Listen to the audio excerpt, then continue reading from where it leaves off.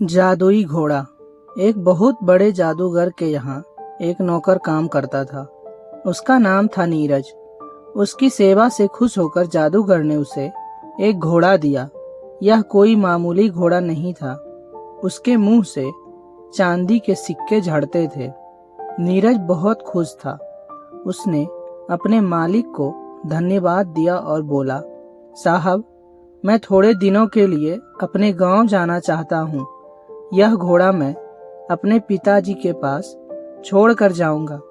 वे अब बहुत बूढ़े हो गए हैं। यह घोड़ा उनके पास होगा तो उनकी परेशानी दूर हो जाएगी।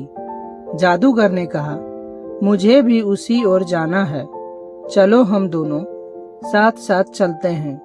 घोड़े पर सवार होकर वे दोनों चल पड़े। रात होने वाली थी। वे एक शहर से होकर गुजर रहे थे।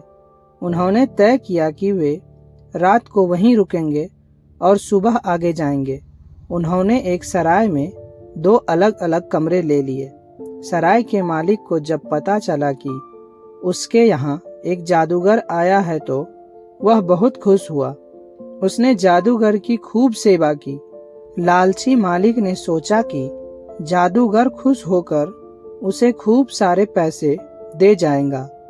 सराय के मालिक की सेवा से खुश होकर जादूगर ने उसे भी एक घोड़ा दिया, बिल्कुल वैसा ही जैसा कि नीरज के पास था। सराय के मालिक को बहुत गुस्सा आया। उसने मन ही मन सोचा, कंजूस जादूगर ने दिया भी तो घोड़ा, मैं इसका क्या करूंगा। लेकिन उसने जादूगर से कुछ नहीं कहा। सुबह को जब वे जाने लगे तो नीरज के पास सराय के मालिक को देने के लिए पैसे थोड़े कम पड़ गए। उसने सराय के मालिक से कहा, 1 मिनट ठहरिए, मैं अभी आता हूँ। ऐसा कहकर वह सराय के बाहर बने अस्तबल में पहुंचा।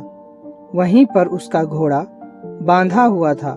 उसने घोड़े के मुंह से थोड़े चांदी के सिक्के निकाले और वापस आ गए। सराय का मालिक नीरज का पीछा कर रहा था। उसने जब जादुई घोड़े को देखा तो उसे लालच आ गया। उसने नीरज के घोड़े को अपने घोड़े से बदल दिया। नीरज को घोड़े का अंतर पता नहीं चला। वह चुपचाप अपने घोड़े को लेकर अपने घर आ गया। जादूगर साहब भी अपने काम से आगे चले गए। घर पहुंचकर नीरज ने अपने पिताजी को खुश होकर जादुई घोड़े के बारे में बताया। फिर उसने बोला, आबरा काडाबरा, लेकिन घोड़े के मुंह से चांदी का सिक्का नहीं निकला। नीरज को बेहद आश्चर्य हुआ, क्योंकि घोड़े के मुंह से चांदी की जगह सोने के सिक्के गिरने लगे। नीरज समझ नहीं पा रहा था कि यह सब कैसे हुआ। असल में जो घोड़ा जादूगर ने सराय के मालिक को दिया था वह भी एक जादुई घोड़ा था, लेकिन अपने लालच के कारण वह यह बात समझ नहीं पाया। उधर सराय के मालिक ने घोड़े से चांदी के सिक्के निकालने चाहे, लेकिन उसके लालच के कारण उसका घोड़ा एक साधारण घोड़ा बन गया था। सराय का मालिक चोरी करके भी पछताता ही रहा। दूसरी ओर नीरज और उसके पिता अपने नए घोड़े के साथ खुश थे। धन्यवाद।